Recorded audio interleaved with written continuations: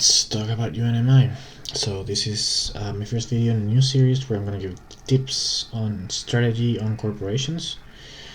And yeah, I'm not going to do it for every corporation. If the corporation is maybe too good or like too easy to play or too flexible or maybe just not unique enough, I probably won't do that. So Credit Corp kind of meets all of those criteria. They're just a big money corporation. So yeah, but let's get started. Let's talk about UNMI. Okay, so let's talk about UNMI. UNMI is often considered one of the worst corporations in the game, and I really disagree with that. I think it's average and better with preludes. So let's see why that is the case. So, I mean, it starts with 40 and an Earth Tech. The Earth Tech is fine, but not a Science or a Jovian, and 40 is pretty weak, one of the lowest. But the ability is great. A lot of people think the ability is weak. It's not weak. It's probably one of the best abilities of all the corporations. But it comes with a pretty tough condition. So, I mean, 3 for a Terraforming rating is excellent. It's a great point ratio. I like that point ratio. Like, if you've seen my other videos, you know, anything under 5 I think is great. So 3 is great, but it's even good as an economy builder because 3 for 1 mega credit production is really good. If you think of sponsors, it's 9 for 2. So yeah, this is better. But yeah, where the weakness actually lies is that the corporation doesn't have anything that actually helps it terraform. It makes terraforming better once you get there, but it's really hard for you to terraform. It's not like Ecoline that has plant production and a reduced greenery cost, or Helion that has heat production. And actually, if it had something like that, it would actually be a strong corporation. But because it doesn't, it's actually really hard to play, but it can be good. Alright, so let's talk about the 2 strategies that work in very general terms. The first one is going to be rushing, and the best way to rush is to get some heat production, get an oxygen bumper, one of the energy ones, and let the oceans work themselves out. They often do, players get them. Your instinct might be that you want to go for plants, but you don't. Early plant production cards are not efficient, and you don't have any advantage towards in terms of playing them or, you know, getting plants. So it actually makes it really hard to place the first greeneries. And with UNMI, you also want some stability, so you know when you're getting your terraforming ratings from where, and plants can get nuked. So really the best way is to bump the oxygen and bump the heat with heat production, some oceans, but let them work themselves out. And of course you can throw the big asteroids at the end of the game to like end the game faster, but save them for the end of the game.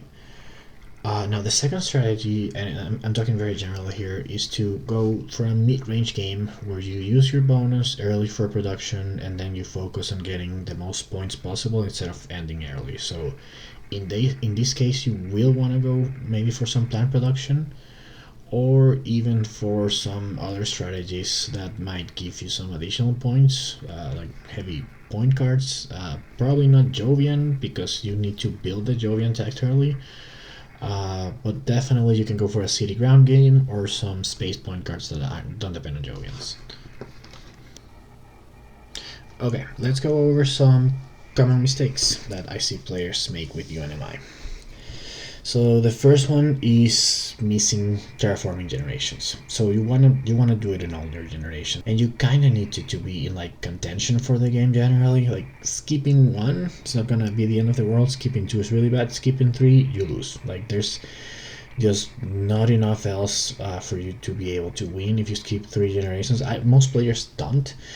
But most players do skip the first 2 generations to try to build maybe a plant engine or something like that, or a heat engine, and you can't do that. So second mistake I see people make is going for plants. Yeah, I know plants terraform, but they're really slow, and you wanna hit those terraforming ratings early. The thing about a plant engine is that you can stack your cards up mid-game and maybe get 5-6 production, or with insects and NRA maybe even, you know, 8 plant production in a span of 2 generations, and then you start just grabbing greeneries all over the board. But So the way the strategy works is, you get 0 for a bunch of generations, and then you get a bunch of greeneries in the last 3. And that's not what works for UNMI. So because the most efficient plant productions are usually best played after mid game, I would say. Maybe some of them can come third or fourth generation, but after mid game, and then you can play a bunch of them. This really doesn't work for you. You want to have like steady terraforming, so don't go plants unless maybe you have Arctic algae. That might be the one exception, but I'll go into that in detail later. Third mistake I see people make, going asteroids early. Never do that. Again, you need a sustainable way to terraform. If you have UNMI and you see that you have, big asteroid and Demos, yes, those are good cards, and you can actually play, big asteroid, and with the titanium you get, then you can play asteroid the next generation. But you'll run out of gas. And you won't have an engine built, so you great. Let's say you manage to save cash to play, big asteroid first gen, free asteroid the second gen, Demos down the third gen. Now you're out of asteroids, and you have no engine. You might have started on your heat production gen 2 because asteroid was free, but you really want to build your engine early and then hit your asteroids when your engine is like mid production. So yeah, don't go asteroids early. Asteroids are great though, so always keep them, but use them to control the heat track and get the free ocean, and throw them late and control the tempo of the game. You really need to control the tempo of the game if you're in UNMI, and the bigger asteroids, the ones that give you 2 temperature or 3 temperature in the case of Demos, are the best ones for doing that and to steal that ocean. And finally, and pretty much what's going to be the main topic of this video, is going to be the bad terraformers. Now, you might think that all tap terraformers, which give you terraforming rating and return, are really good for UNMI, but that's not the case. I'll just give you one example, and then I'll go into a lot of cards later. But Water Import from Europa is a horrible card to work with. If you think about when this pays back, after 5 oceans, you need to pay 88 with Water Import from Europa. If you did it with standard products, you would have paid 90. So it pays back after 5 generations with 2, and because other players like oceans, that might be all you place. You might not get to place more than 5 oceans. So yeah, this is really horrible, and you might feel like your game is working because you're getting that terraforming rating every turn, but then you find out the oceans run out, and you lose the game because you don't have enough build other than that. So yeah, don't use bad terraformers. So let's discuss the terraformers. Let's start with the standard projects. You're usually going to do either asteroids or oceans. Neither of them are too efficient. Oceans can be nice if the bonus is there, and the asteroid might be good if it's the only way to get your bonus, and maybe you're playing on the hit track for something. But otherwise, avoid them. The greeneries may be late in the game, but not to activate your bonus early. That's never. It's just too expensive.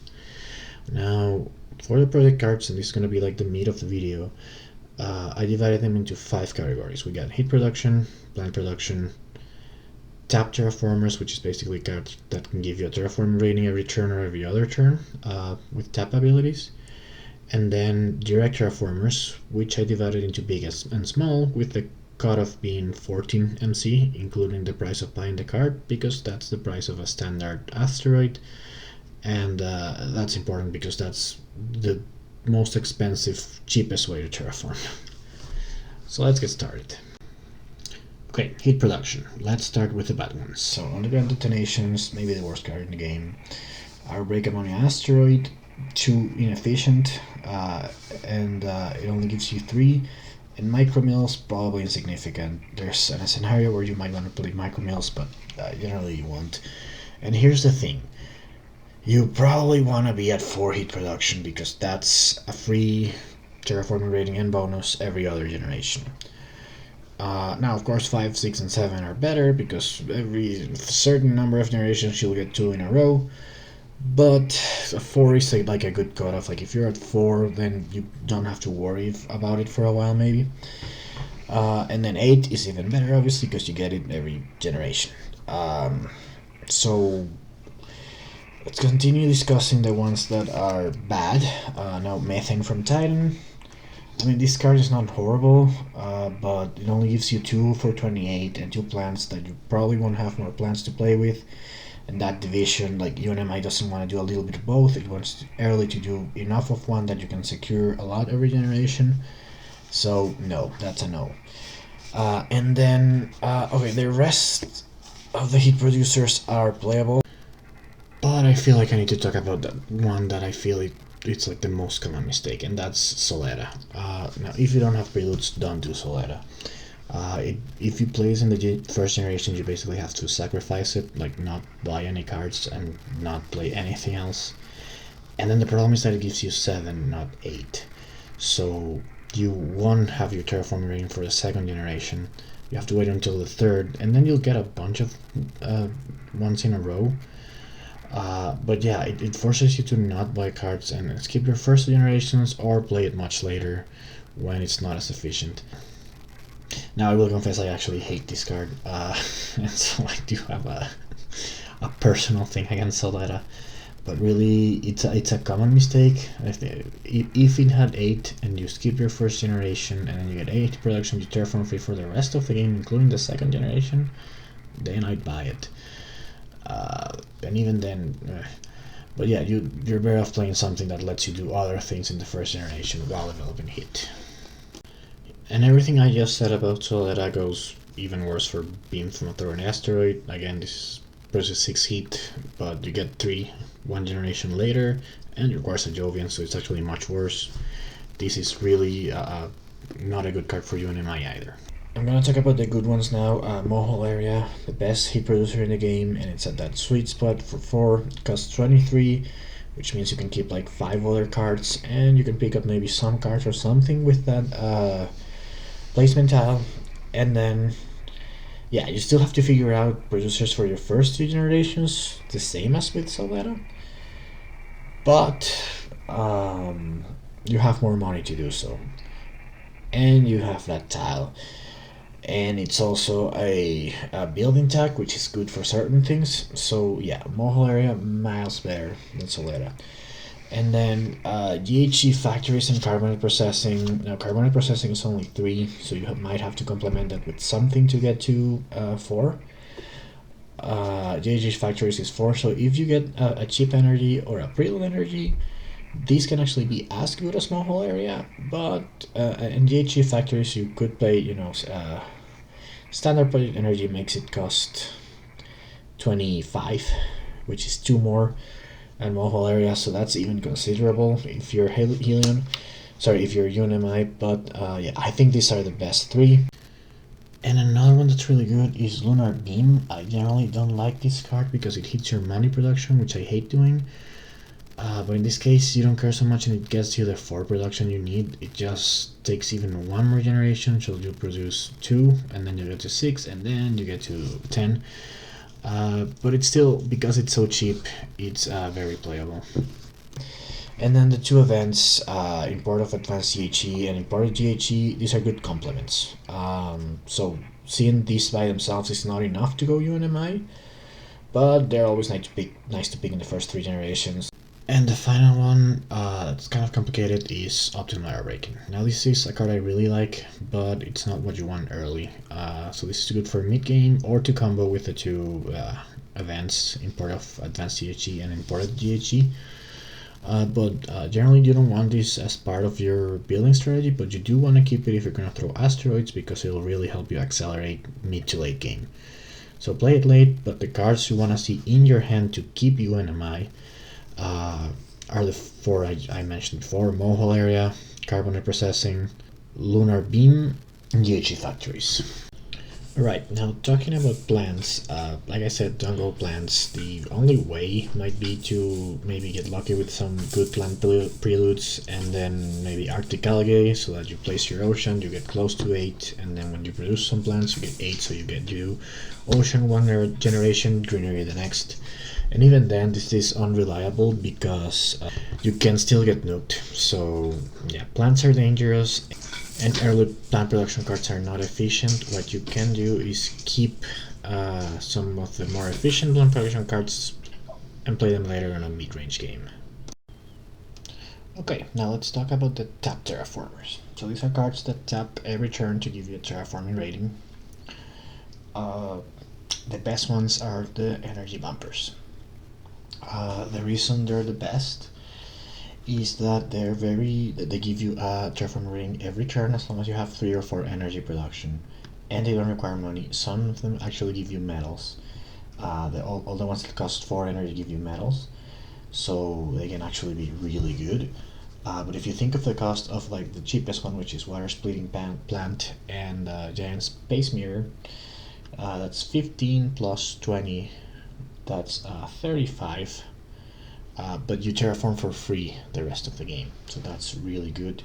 If you see a bumper in your hand, that's almost enough of a reason to go for UNMI, and there are 4, and there are enough energy cards that you can reliably get that energy eventually. Let's talk about some bad ones. Equatorial Magnetizer, no one uses this, I don't need to discuss why this card is horrible. Let's just leave it at that. And then, okay, the ocean ones. Aquafire Pumping and Water Input from Europa. Now, I already talked about Water Input from Europa, which is the least efficient ones, but think of Aquafire Pumping. Now, in the example I gave with Water Splitting Plant, that's 35 and you're free for the rest of the game. Aquafire Pumping is 29 in the first generation, and then you gotta pay 8 every generation to terraform, which is it's pretty high. And if you looked at my UNMI Mars math video, you'll see what I mean. This is way less efficient. The other thing is that players like oceans, so you might only get to place 5, and then you'll find that you think you're doing good because you've been getting your bonus every turn, but then you're gonna run out of oceans to play, and you'll realize you want to build heat now in the 5th generation.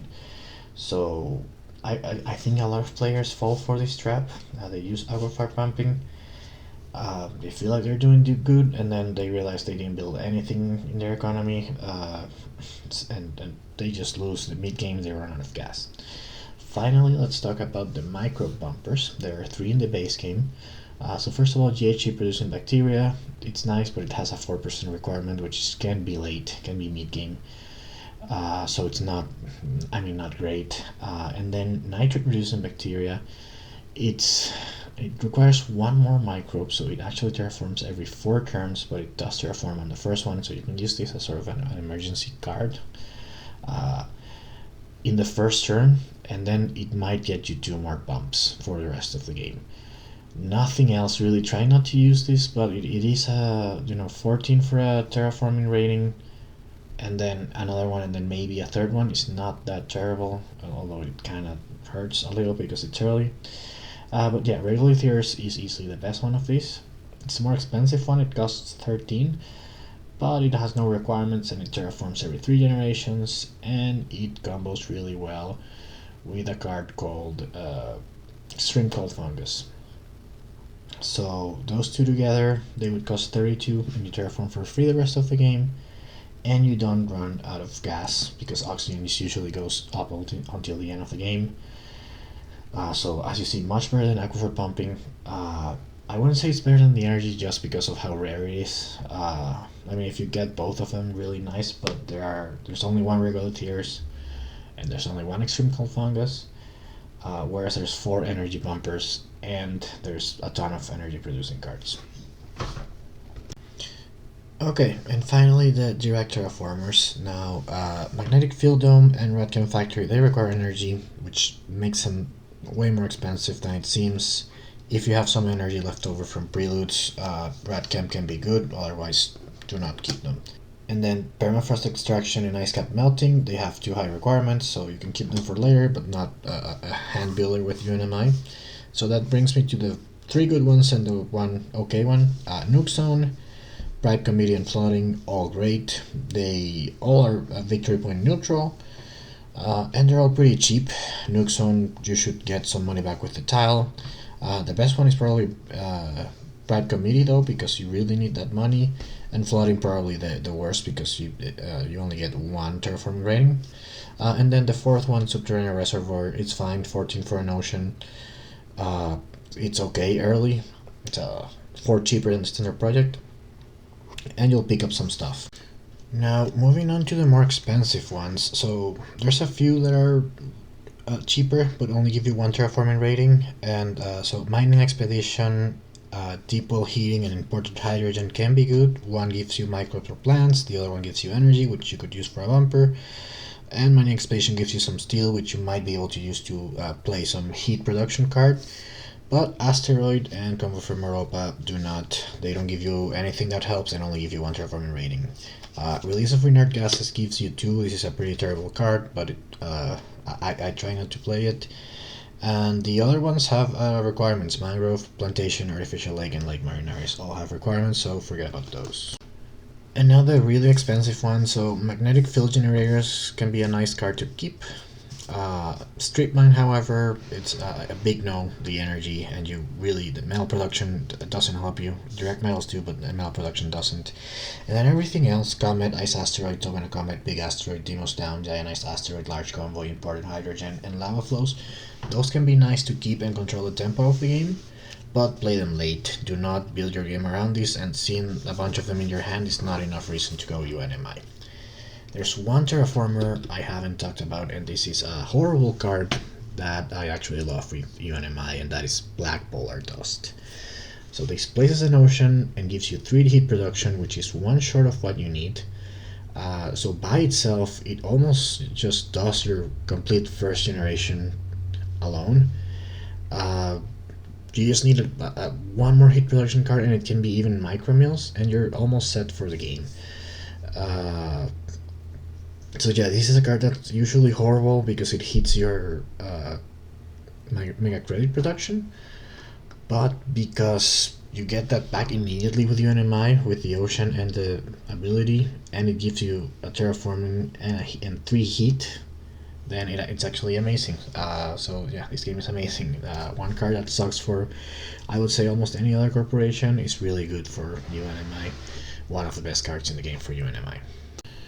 Alright, let's talk about the boards. Now, you won't be really going ground game unless it's very late. So I don't really care so much about the board layout. The main thing you care about is awards, milestones, and ocean bonuses, because you will be placing oceans early.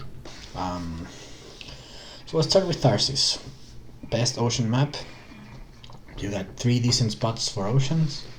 Obviously the 2 cards is the best one, then the 2 titanium, then the 2 steel, but all of those are fine. Like if you get this 2 steel back, that's like essentially a standard project asteroid, a little worse. And then for milestones, Terraformers gonna be yours. Now the nice thing about UNMI, because it's UNMI, people don't even try to compete for terraforming. Like you might get games when someone's mining guild and someone's ICN, and they'll both be like fighting for builder early. If you are UNMI, the other player is probably gonna leave Terraformer alone and shift to like get Gardener or something. If that was their original plan or planner. You're pretty much out on the other ones, maybe builder, but unlikely. You're definitely not in for Mayor, you're definitely not in for planner. You might be in for Gardener, which with some preludes and plant production, but unlikely. Again, I focused this on the video, don't do plants, so you're a Terraformer, that's fine. 1 is enough. And then for awards, you got Thermalist, and Landlord could be if you go for that mid-range strategy. Maybe your opponent is not going plants at all, and you might do some mid-game. Banker, no. Scientist, unlikely, and Miner, unlikely. So In Tharsis, you probably, I mean, you're really a shoo-in for one milestone, and you're probably gonna get one award. But other than that, not much. Now the oceans are good, so I actually think Tharsis is the best map, but not amazing by any means. Now let's talk about Elysium, which is easily the worst map for you. This might be enough not to pick UNMI. Actually, that's the thing about UNMI. It's nice, but it's really dependent on your hands. So, oceans suck for you. There's a couple where you can pick 2 plants. That's it. Which is like, you know, the 6 best ocean in Tarsus still does that. So, and then milestones. Yeah, you're not gonna generalist. You might get specialist with heat actually. So that's. But you can easily get beaten to it by someone going, you know, for money production. Probably not ecologist. Definitely not tycoon. You're not gonna play a lot of event cards because you're spending money on terraforming and on your ability, which is not a card. You might get legend because of the terraforming events. However, it's still not great.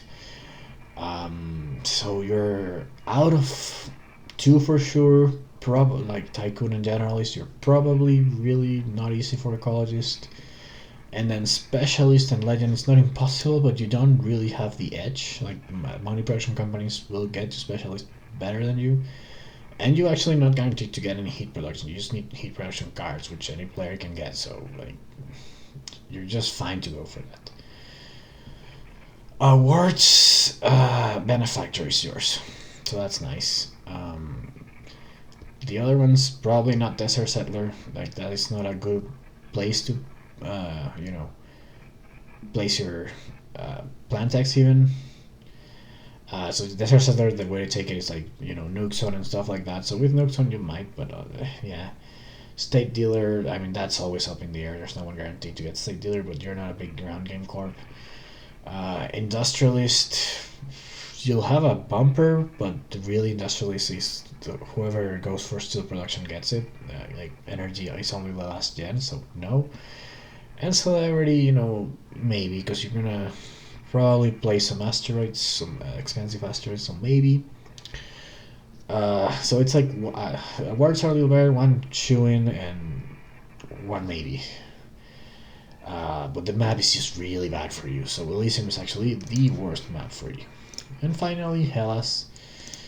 So Hellas is kind of nice, like black polar dust on that 3 heat ocean is a nice thing to do. It also has the South Pole, where you're, like you might not start with a terraforming card, but now, you know, like Natural Preserve becomes a terraforming card because you can just place it in the South Pole on the ocean. So Hellas has some nice things, but again, Diversifier, you're not gonna play a lot of tags. Tactician, you're probably not going for early cards with requirements unless it's max requirements. Tactician is a pretty random award. Polar Explorer,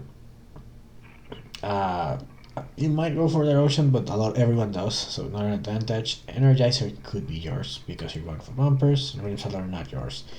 So again, really bad on the milestones here, and on the awards, you are fucked. None of the awards. Maybe like late plans can go. You can go for cultivator. Unlikely to do space baron. Eccentric, like your microbe cards are generally going to be the type that you spend the microbes and not contractor. Just so Hellas, it's a little worse than Elysium on milestones and awards, but because the oceans are a little better, like there's one with 2 titanium, there's one with 3 heat, that goes really well with your strategy. So slightly better than Elysium, but worse than Tarsis. Okay, so that's gonna be it for this video. I'm gonna do the expansion tips on another video, and I know technically boards are an expansion, but you have to play with at least one, so I might as well just talk about all 3. But yeah, this is it for this one. Let me know if there are any other corporations that you would like me to do tips on, ideally ones that, you know, are not too generic or too easy to play. And yeah, watch out for the next video with expansion tips for UNMI.